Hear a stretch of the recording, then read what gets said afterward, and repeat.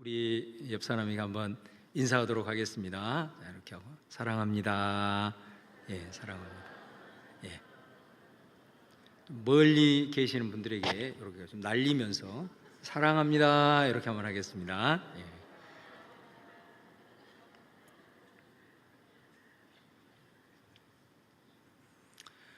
지금 그 지구상에서 가장 핫한 인물을 한 명 꼽으라면 그 일본 출신의 미국 프로야구 선수인 오타니 쇼헤이일 것입니다.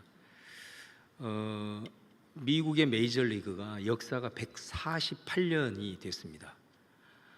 그런데 이 148년의 역사상 이번 주간에 이 선수가 최초의 기록을 세웠는데, 그게 뭐냐면 타자로서 한 시즌에 50개의 홈런과 50개의 도루를 동시에 달성한 그런 선수가 되었습니다. 이거는 메이저리그 역사상 처음 있는 일이기 때문에 정말 전무후무한 기록이라고 할 수 있습니다.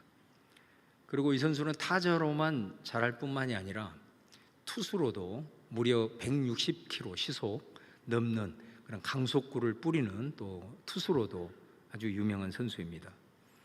이 선수는 이 천부적인 재능도 있지만은 이 선수가 이렇게 성공을 하기까지 이제 스토리를 담은 그 영상을 보았는데, 거기에서 이제 하나의 제 인상적인 것을 발견하게 됐습니다. 이 오타니 선수는 어렸을 때부터 항상 목표를 세웠다고 합니다. 그래서 그 목표를 세운 그 노트를 이렇게 이제 보여주던데,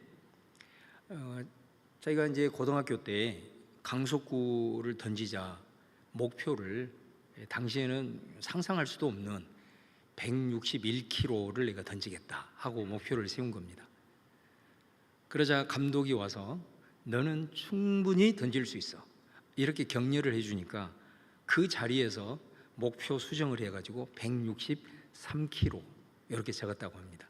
그러니까 감독이 인정하면 요건 당연히 될 거고, 그래서 그 자리에서 2km를 더 높여가지고 163km 이렇게 목표를 정했다라는 것입니다.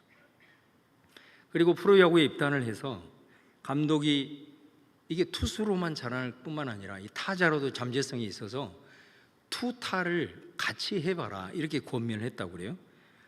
그래서 또 감독이 그렇게 인정을 해주니까 내가 지금은 아니지만은 요 투타를 같이 해보겠다 이런 목표를 가지고 부지런히 연습을 했다고 합니다. 보통 선수들이 게임을 시작하기 전에 보통 3시간에서 4시간 전에 나와서 몸도 풀고 체력 훈련을 하는데, 투수로 나올 때는 이 사람은 최소한 6시간, 많게는 8시간 전에 나와가지고 몸을 풀고 이렇게 한다고 합니다. 그게 얼마나 어려운 일이겠습니까? 그러나 그 목표를 정해놓고 그렇게 끊임없이 노력을 한 것이죠.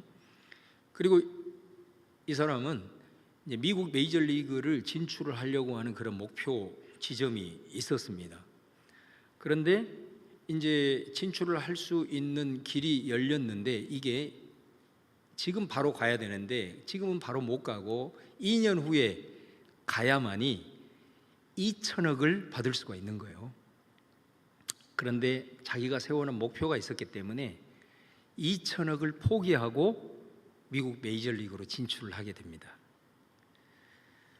그런데 여러분, 지금 이 사람의 연봉은 1년에 1,000억입니다. 1,000억 1년 연봉이. 그리고 10년간 계약을 맺었는데 그 계약금이 1조. 그러니까 모든 지금까지의 스포츠의 기록을 다 갈아채우는, 특별히 아시아계라는 것에 많은 사람들이 큰 반향을 일으키고 있습니다. 여러분, 우리 성경에도 보면은 잠언 29장 18절에 비전이 없으면, 여기서 말하는 묵시는 영어 성경에 비전이라고 번역이 되어 있습니다. 비전이 없으면 백성이 방자히 행한다 이런 표현이 나옵니다. 다시 말하면 사람에게 인생의 목표가 없으면 영어 성경에 보면 방자히 행한다라는 표현이 be destroyed, 망한다 그런 뜻이에요. 사람이 인생의 목표가 없으면 멸망한다, 그런 뜻이거든요. 여러분, 목표라고 하는 것은 내가 지금 할 수 있는 것, 이걸 목표라고 하지 않습니다. 이거는 우리가 계획이라고 얘기합니다. 목표는 내가 지금 하고 있는 것보다 더 높은, 그리고 더 나은 것을 설정할 때 우리는 그것을 목표라고 얘기를 하죠. 그래서 인생에 목표를 정해놓은 사람은 삶의 자세부터 다르다는 것을 우리가 보게 됩니다. 그런데 목표가 없으면 그냥 그 자리를 유지하는 것이기 때문에 그 사람이라고 하는 것이 점점 게을러지는 거죠. 그리고 점점 무기력해지는 거예요. 그리고 자기는 제자리를 지키고 있기 때문에 제자리를 유지한다고 하지만 아닙니다. 세상은 그만큼 변하고 밑에서 치고 올라온 사람들이 있기 때문에 목표가 없는 인생은 결국은 뒤처지게 되고 결국은 망하게 되는 것을 볼 수 있습니다. 그래서 잠언서에도 아주 이 중요한 교훈을 우리에게 주지 않나 싶습니다. 특별히 예수님을 믿는 그리스도인에게 있어서의 목표는 믿음과도 직결이 됩니다. 여러분, 우리가 믿음이라고 했을 때 우리는 누구를 믿습니까? 하나님을 믿잖아요. 그러니까 하나님은 어떤 분이십니까? 전능하신 하나님인 줄로 믿습니다. 죽은 자를 살리시고 없는 것을 있게 하시는 그 하나님, 그 초월의 하나님을 우리가 신앙의 대상으로 삼고 있단 말이에요. 바로 우리는 그분과 관계를 맺고 살아가는 하나님의 자녀이기 때문에 예수님을 믿는 사람은 이 특권을 누리면서 살아야 할 줄로 믿습니다. 그렇기 때문에 우리는 항상 목표를 정하고 살아가야 합니다. 비록 그것이 내 힘으로는 안 되는 것 같지만 우리가 믿는 그 하나님과의 관계성 속에서 우리가 그 목표를 설정하고 내가 할 수 없지만 하나님이 하실 수 있는 여지를 남겨놓고 우리가 삶을 살아간다고 한다면 그 목표 때문에 우리는 하나님을 의지하게 될 것이고 그 목표 때문에라도 우리는 하나님 앞에 더 기도하게 될 줄로 믿습니다. 그래서 그 목표가 이루어지면 우리는 그 하나님의 살아계심을 체험하게 되잖아요. 하나님의 살아계심을 체험하게 되면 우리의 믿음도 그만큼 자라게 되고, 하나님은 어떤 사람을 기뻐하시겠어요? 내가 부족하지만 하나님을 믿고 신뢰하면서 목표를 설정하고 그것을 위해 최선을 다하며 하나님을 의지하고 기도하는 그 믿음의 사람을 하나님은 기뻐하실 것이고, 그 목표를 이루어 주심으로 그를 통해서 하나님의 뜻과 하나님의 거룩한 역사를 이루는 도구로 세워주실 줄로 믿습니다. 그렇기 때문에 우리 그리스도인들은 이 목표를 설정하고 살아가는 것이 우리의 믿음과 직결이 되는 부분이다라는 거죠. 여러분, 성경에 보면은 신앙의 목표도 설정을 해놓고 있습니다. 에베소 4장 13절에 보면은 우리 신앙의 목표가 뭡니까? 예수 그리스도의 장성한 분량이 이르기까지 자라가라, 이렇게 말씀하잖아요. 이게 우리 신앙의 목표입니다. 우리는 어떤 목표를 가지고 신앙생활을 해야 되느냐? 그 예수 그리스도를 닮기까지, 그 예수 그리스도의 충만한 데까지 이르기까지 멈추지 않고 계속해서 자라가야 하는, 바로 그 목표가 우리 신앙인들에게는 또 있는 것이죠. 여러분, 교회도 목표가 있습니다. 성경에는 교회 목표를 분명하게 얘기를 하고 있습니다. 우리가 교회를 정의할 때 여러 가지로 정의할 수 있지만, 교회를 모이는 교회, 흩어지는 교회, 이렇게 정의를 하기도 합니다.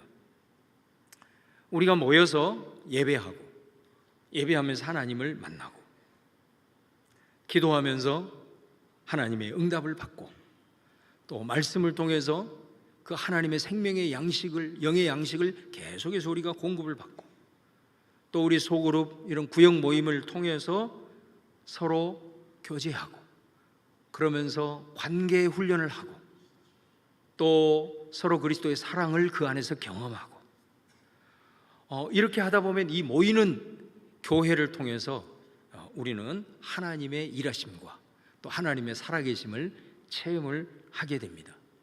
그러면 교회는 완벽하지는 않지만 그곳에서 천국을 맛보게 되는 줄로 믿습니다.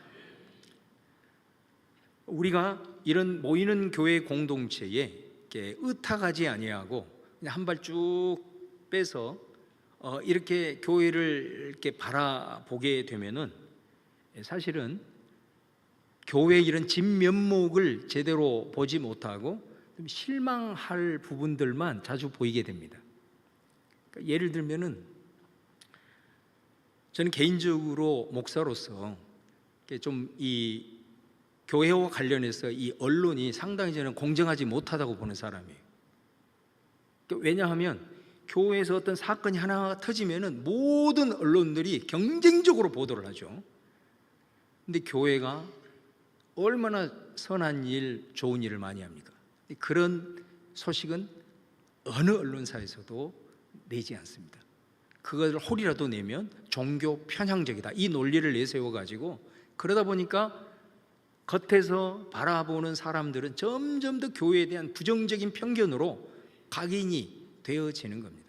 예수님을 믿는 사람들조차도 교회 안에 들어와서 공동체를 경험하지 못하는 사람들은 계속해서 그런 소식을 접하면서, 혹은 또 내 주변에 인격적으로 성숙하지 못한 그리스도인들이 이렇게 있게 되면 그런 사람들을 통해서 교회에 대한 부정적인 편견과 생각들을 갖게 되는 경향이 있다라는 거예요.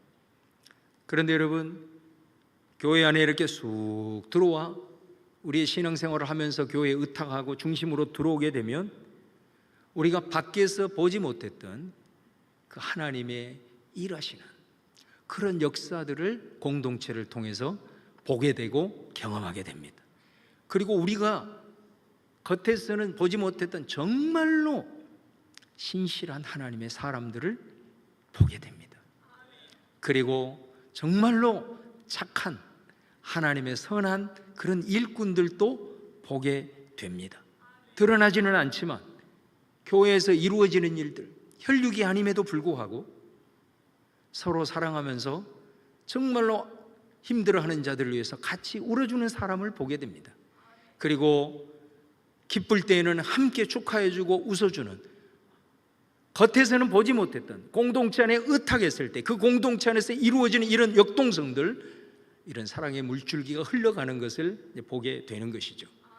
그럼을 통해서 교회 안에서 우리는 하나님의 나라를 조금씩 조금씩 맛보면서 또 그런 마음을 가지고 세상을 바라보는 눈이 열리고 또 바라보게 되는 그런 믿음의 역사가 나타나게 되는 줄로 믿습니다. 이렇게 모이는 공동체를 통해서 아름다운 공동체를 이제 세워가지만, 그러나 그것이 교회의 궁극적 목표는 아니다라는 겁니다. 교회의 궁극적인 목표는 이런 아름다운 모이는 공동체를 잘 세워서 결국은 이 공동체를 통해서 우리가 흩어지는 것이 교회의 궁극적인 목표입니다. 우리가 삶의 현장, 우리의 가정으로 흩어지고 우리의 직장으로 흩어지고 선교를 위해서 열방으로 흩어지고 삶의 현장으로 흩어지는 것이 교회의 목표입니다. 흩어져서 모이는 공동체 안에서 내가 경험한 하나님, 그리고 그것에서 경험한 하나님의 나라를 맛보는 이런 것들을 흩어지는 자리에 펼칠 비전을 가지고, 그런 목표를 가지고 나아가서 내 가정 안에서, 내 직장 속에서, 내 삶의 자리 속에서 그 하나님의 나라를 이루어가고 그곳에서 복음의 역사를 이루는, 바로 그것이 교회가 추구해야 될 궁극적인 목표인 줄로 믿습니다. 그래서 우리가 교회가 세워진 궁극적인 이유를 우리가 분명히 알아야 된다는 거예요. 그러기 위해서 교회에서 말씀으로 훈련받고 기도로 훈련받아서 응답을 체험하고 성도 간의 교제를 통해서 나 중심이 아니라 관계 훈련을 하고 공동체 의식을 함양하고 또 기도로 무장해서 담대함을 마음에 새기고, 그렇게 해서 결국은 우리가 우리의 삶의 자리로 흩어져서 그곳에서 실제적으로 열매가 나타나는 것, 바로 그것이 교회의 궁극적인 목표다라는 것입니다. 그래서 여러분, 우리가 교회를 얘기할 때 이런 표현을 쓰잖아요. 교회는 정류장이 아니라 주유소다, 이런 표현이에요. 정류장은 그냥 가다가 사람 불러 모아, 가다가 또 내려, 쭉 가다가 사람들 타, 쭉 가다가 사람들 내려, 이게 교회가 아니라는 거예요. 교회는 뭐냐? 쭉 가서 주유를 하는 곳이라는 거예요. 주유를 하고 어떻게 한다는 거예요? 그 충전된 힘으로, 에너지로 세상을 향하여 힘차게 뻗어나가는 거예요. 그리고 세상에서, 그 삶의 현장에서 하나님의 나라를 위해서 애를 쓰고 수고하다가 다시 교회로 와서 다시 주유를, 영적인 주유를 해요. 영적으로 충전을 해서 다시 세상을 향해서 나아가는 이런 삶의 패턴. 그래서 교회는 주유소다, 그런 표현을 하는 겁니다. 여러분, 우리가 구약을 읽어보면 이스라엘 백성들이 왜 망하게 되었는가, 왜 그 하나님이 세우신 그 성전이 파괴되었는가, 그 이유는 뭐냐면 역설적이게도 예루살렘이 그 성전을 절대화했기 때문입니다. 여러분, 모이는 공동체가 중요하죠. 그것이 되지 않으면 아무것도 못하니까. 그런데 그래서 이 사람들은 성전을 귀하게 여긴 거예요. 귀하게 여긴. 그것은 너무너무 바른 자세고 마땅한 것이었는데 희한하게 그렇게 되다 보니까 점점 더 어떤, 참 우리 인간의 그 죄성이라는 것이 그런 것 같아요. 자신들이 살아가는 삶의 일상이 별로 의미를 부여하지 못하고 살아가는 거예요. 그래서 이 사람들은 성전이 너무 귀하고 성전이 절대성을 부여하다 보니까 성전에서 자기가 하는 일들, 이것이면 다 끝났다 이렇게 생각을 하는 거죠. 점점 패턴이 그렇게 되다 보니까 성전에 있어서 자기가 예배드리고 기도하고 봉사하고 이렇게 하는 것으로 자기가 할 일을 다 한 거고, 일상에 돌아가서는 긴장 없이 살아가는 거예요. 일상에 살아가는 삶이 대충 살아가는 거예요. 그러다 보니까 무기력해지고 죄악에 타협하게 되고 이런 패턴이 계속해서 반복이 되는 거예요. 그러다 보니까 그런 의도가 아니었는데 결과적으로 어떻게 되느냐? 하나님을 성전 안에 가두는 이런 오류를 범하게 되어버렸다. 그런 꼴이 되어버린 거죠. 성전에서는 성전에서 자기가 할 일 다 하는 것으로 생각을 하니까 이렇게 하지만 성전 밖에 나가서는 하나님을 전혀 의식을 못하는 거죠. 그리고 하나님 앞에서 살아가야 되는 그런 삶의 긴장감도 다 떨어져 버리는 거예요. 그래서 하나님께서 예레미야를 통해서 이런 성전은 무슨 의미가 있겠느냐? 성전을 세워놨더니 성전 안에 나를 가두어 버리고 삶의 일상의 중요성을 인식하지 못하는 이런 성전이 무슨 의미가 있겠느냐? 그래서 성전을 허물어 버려, 예루살렘이 파괴되지 않았겠습니까? 여러분, 사실 우리가 사도행전 7장에서 스데반이 설교한 그 내용의 마지막 부분이 성전에 대한 설교였잖아요. 스데반이 왜 그런 설교를 했을까요? 바로 그 스데반이 말씀한 메시지도 바로 그와 같은 메시지로 도전을 하고 있는 것을 보게 됩니다. 사랑하는 여러분, 우리 예수님이 제자들을 떠나면서 앞으로 교회가 세워질 것이고 그 교회가 가져야 될 분명한 목표를 제시하셨죠. 그게 사도행전 1장 8절 말씀 아니겠습니까? 이 말씀에 보면 내가 지금 너희들은 육체적으로 떠나지만은 내가 영으로 너희들에게 다시 온다. 성령님이시죠. 영으로 내가 와서 너희들 가운데 성령이 임하게 되면은 교회가 세워질 거고, 그 교회에 나의 영으로 그 교회가 충만하게 이루어졌을 때는 그곳에 하나님의 나라가 임하게 될 것이다.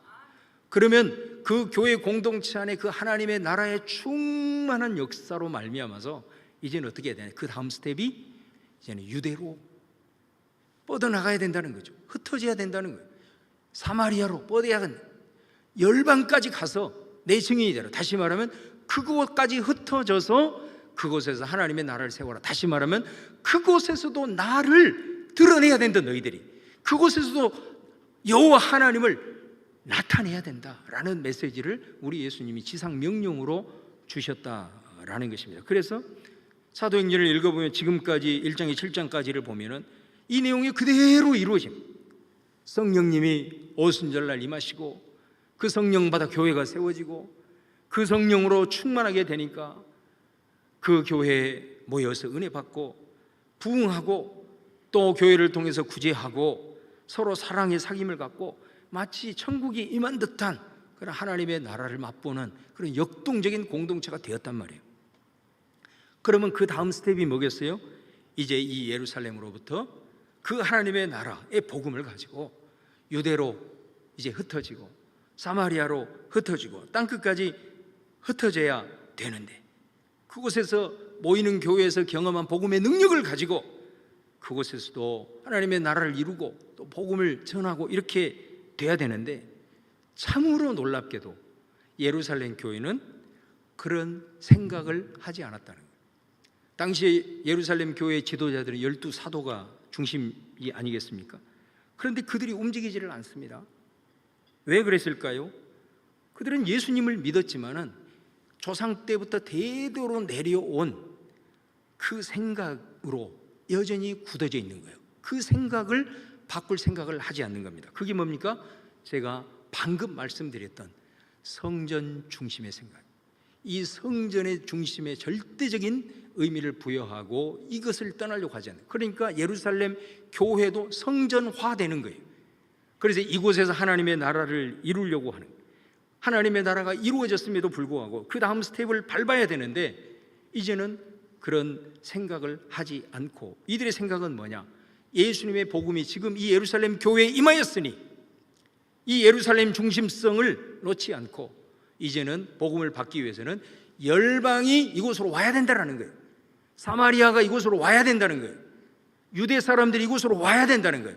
이곳으로 와서 이곳을 섬기고 또 이곳에 재물을 가지고 와서 그들이 이곳에서 복을 받고 은혜를 받고 하나님의 천국 복음을 받아야 된다, 이런 생각을 하고 있었다라는 것입니다. 여러분, 예수님은 그전에도 공생의 기간 동안에도 수없이 말씀하셨고, 떠나면서도 마지막 지상 명령처럼 주신 말씀에도 불구하고 12사도들은 이 천국 복음이 이 예루살렘 교회 안에 임했지만 이것을 흩어져서 이 복음의 역사를 이루려고 하는 것은 스탑을 하고 있었다라는 것입니다. 여러분, 그래서 공교롭게도 오늘 우리가 봉독한 8장이 어떻게 보면 이 사도행전의 분기점과 같습니다. 여기 말씀에 보면은 교회가 흩어지는 거예요. 그런데 하나님이 예수님을 통해서 주신 그 사도행전 1장 8절의 비전을 따라서 흩어지는 것이 아니라 놀랍게도 교회에 큰 박해가 일어나요. 사도행전 8장 1절에 보면은 사울은 그가 죽임당함을 마땅히 여기더라. 사울이라는 사람은 이 스데반이 순교를 당한 것을 마땅한 것이라고 여겼단 말이에요. 근데 그 스데반이 죽은 것이 일종의 서막이었어요. 스데반이 죽은 다음에 정말로 핍박의 칼바람이 이 초대 예루살렘 교회에 임하게 됩니다. 정말로 어찌 보면 이게 참 공교롭게 우연적인 사건인 것 같지만 우리가 이 사건을 가만히 들여다보면 이 속에 우리가 생각하지 못했던 하나님의 또 경륜이 있었다는 것을 우리가 알게 돼요. 그래서 이 교회에 큰 박해가 있어서 사도 이외에 많은 성도들이 유대와 사마리아 땅으로 흩어지게 되는, 눈물을 흘리면서 도망자의 삶을 살게 되는 이런 상황이 발생을 하게 되는 것을 볼 수 있습니다. 여러분, 하나님의 목표, 하나님의 비전은 교회를 통해서 이룬 줄로 믿습니다. 교회가 그 목표를 수행하지 못할 때는 우리 하나님은 그것을 감당할 수 있는 힘을 주시는 줄로 믿습니다. 그런데 그 하나님의 비전과 목표를 수행하지 않을 때는, 여러분, 못하는 것과 안 하는 것은 다릅니다. 수행하지 않을 때는 그것을 수행할 수밖에 없도록 또 하나님의 방법으로 역사하시는 것을 볼 수가 있습니다. 그러므로 교회는 분명한 세우신 목표 의식을 가지고 그 하나님의 비전을 이루기 위해서 우리가 부단히 노력하고 순종하며 나아가야 될 줄로 믿습니다.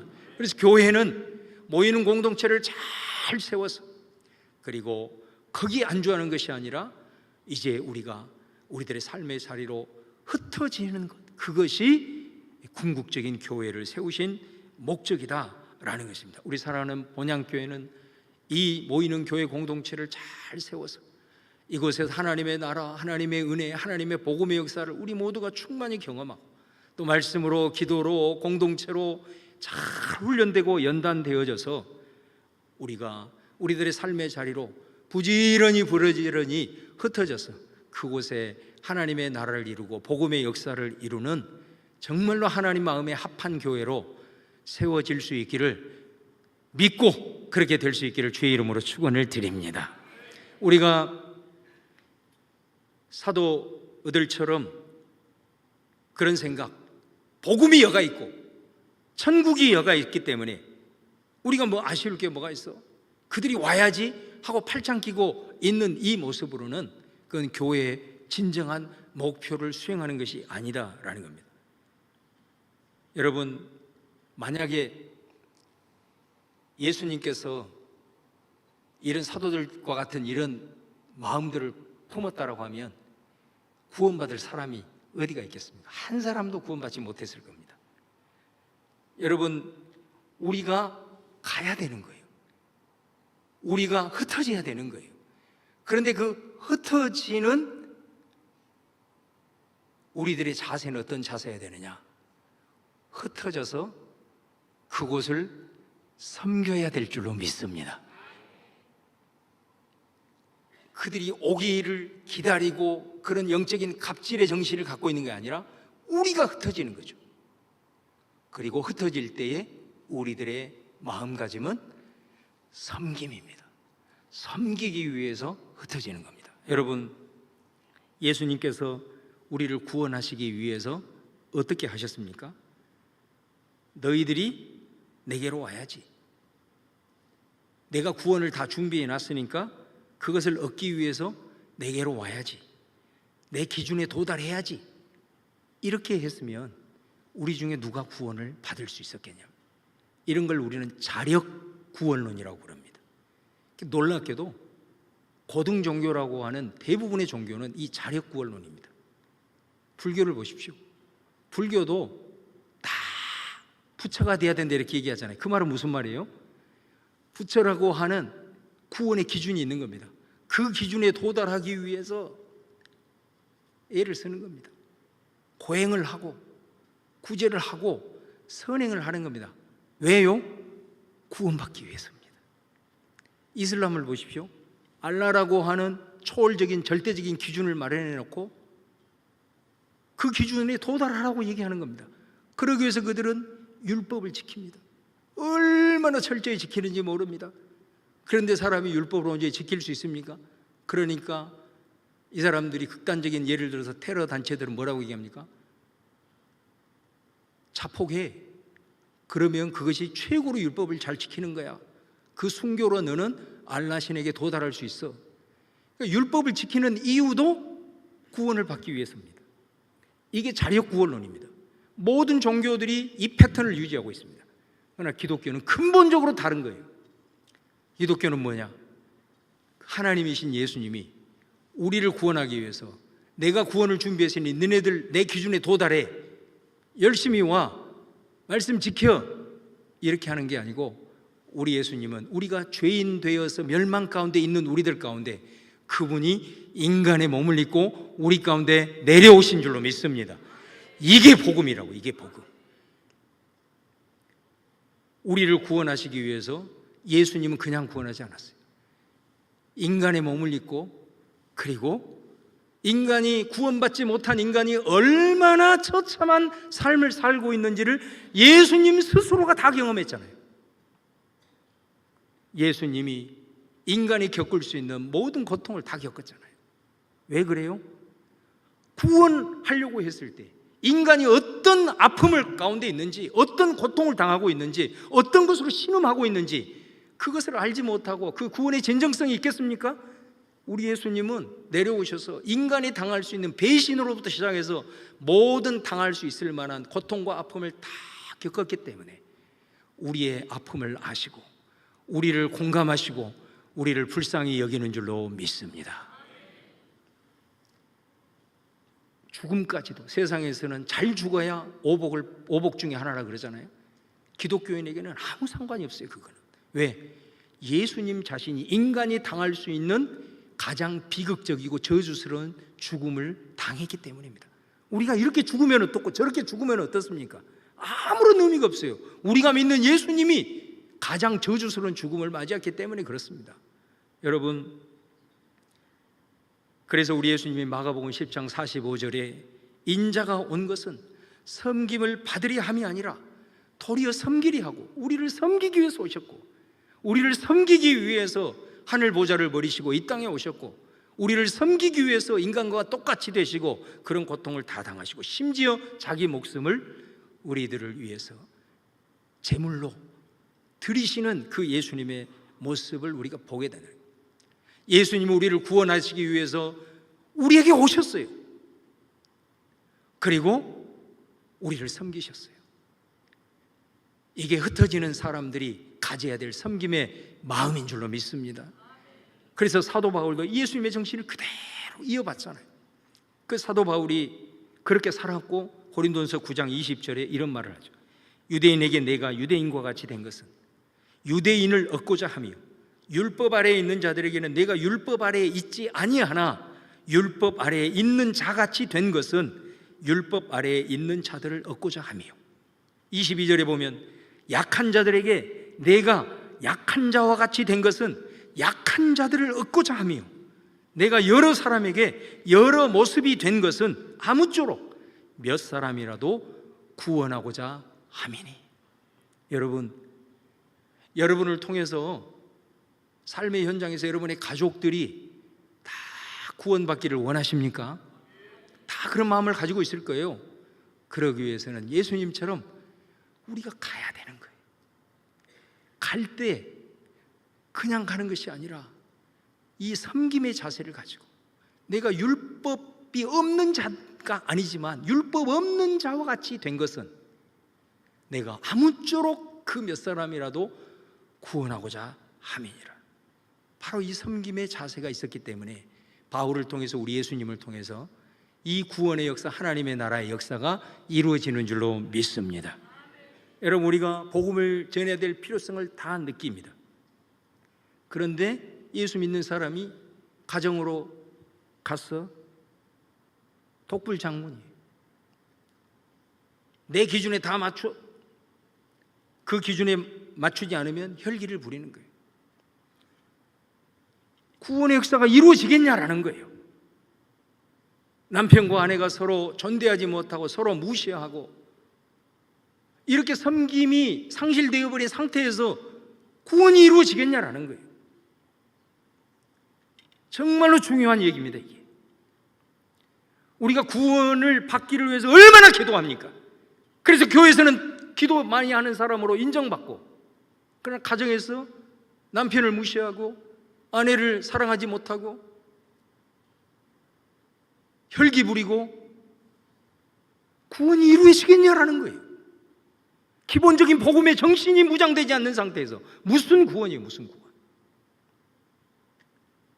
복음의 정신은 예수님처럼 바울처럼 오라 하지 않고 네가 아쉬우면 와가 아니라 우리가 흩어져서 가는 거예요. 그냥 정류소처럼 갔다가 왔다가 갔다가 왔다가 아니라 분명한 복음, 하나님의 나라의 정신을 가지고 가는 것이 흩어지는 겁니다. 흩어져서 그곳에서 예수님처럼 바울처럼 섬기는 거예요. 섬겨야 돼요. 그래야 복음의 역사, 하나님의 나라의 역사가 이루어지는 줄로 믿습니다. 우리 교회가 늘 구호처럼 외치는 화평하고 성결하고 성장해서 모이는 교회가 잘 세워져서 마지막이 뭡니까? 섬기는 거잖아요. 뭐를 섬긴다는 거예요? 천하 만민을 섬겨서 그들을 다 구원하게 이르는 것, 우리 교회의 궁극적 목표의 비전인 줄로 믿습니다. 직장에서도 마찬가지예요. 낮은 자리에서 섬겨야 되는 거예요. 여러분, 섬기는 것은 예수님이 말씀하는 으뜸이 되는 자가 더 섬기라 이런 말을 하거든요. 예수님이. 그 말은 뭔 말이냐면 섬김도 전제가 있다는 겁니다. 부하가 상사를 섬기는 것은 그건 섬김이 아닙니다. 그건 당연한 겁니다. 섬김이 되려면 직장에서 지위 고하를 막론하고 인정을 받아야 되는 거예요. 성실하든지 정직하든지 업무에 탁월하든지 인정을 받아야 되는 거예요. 그 사람이 복음의 정신을 가지고 값없이 옆에 동료들을 도와주고 봉사하고, 그것을 우리는 섬김이라고 얘기를 하는 겁니다. 그런 섬김을 한다면 그 사람을 통해서 그 직장 안에서 하나님의 나라가 맛보아지는 역사와 복음의 역사가 반드시 일어나게 됩니다. 할렐루야. 세상 친구와의 삶의 관계 속에서도 항상 믿는 사람들은, 이 목표의식을 가진 사람들은 내가 자랑할 것 많고 내가 세상에서 좀 인정받는 그런 거기 때문에 섬김을 받으려고 하는 것이 아니라 오히려 내가 인정받을수록 그런 관계 속에서 굳은 일을 하고 더 낮아지는 거예요. 이거는 이 하나님의 나라에 교회를 세우신 목표로, 비전으로 삼는 자는 그렇게 살아갈 수 있습니다. 그런 목표를 갖지 못하기 때문에 그 관계 속에서도 맨날 자기 자랑하고 인정받으려고 하고 대접받으려고 하는 것 아니겠습니까? 그렇게 해서 어떻게 나를 통해서 내 관계로 엮어진 사람들의 구원의 역사가 이루어지겠냐라는 것입니다. 항상 이 교회의 목표의식을 가지고 삶으로 흩어지는 사람들은 이런 겸손한 마음, 섬김을 가지고 나아가는 것, 바로 그것이 복음의 정신이고, 그런 발걸음을 통해서 생명 구원의 역사와 복음의 역사가 힘있게 일어날 줄로 믿습니다. 여러분이 처하는 이 삶의 현장, 우리가 교회에 모여서 그냥 흩어졌다, 때가 되면 모였다가 흩어졌다가 아니라 우리가 이 모임을 통해서 충만하게 하나님의 나라를 경험하고 누리고 그것으로 무장해서 우리가 세상으로 갈 때에는 하나님 앞에서 내가 흩어지는 분명한 목표의식을 가지고 여러분들이 나아가 그곳에 정말 하나님 의식하고 섬기며 나갈 때 여러분을 통해서 우리 사회 속에서도 하나님의 나라가 이루어지고, 여러분을 통해서 엮어져 있는 많은 사람들이 다 생명구원의 역사로 이어지는, 그래서 이 복음의 온전한 센터로서의 역할을 감당하는 우리 본향교회가 될 줄로 믿습니다. 오늘 그런 믿음의 역사가 우리를 통해서 이루어지기를 주님의 이름으로 축원을 드립니다.